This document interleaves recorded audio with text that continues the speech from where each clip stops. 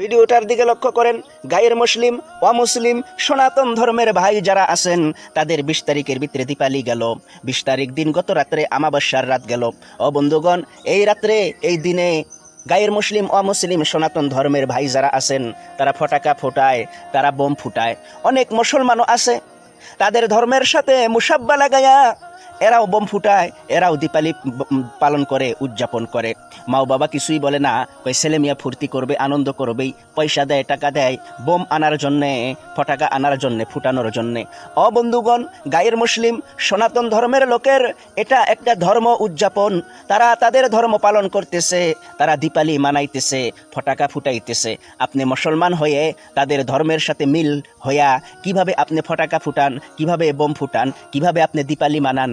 গায়ের মুসলিম সনাতন ধর্মের লোক কি আপনার বাপ লাগে? তাদের ধর্ম তাদের পালন করতে দেন, আপনি কেন তাদের ধর্ম পালন করবেন? এটা ঠিক না, এটা শিরিক, এটা বেদাত, বহুত বড় কুফরি।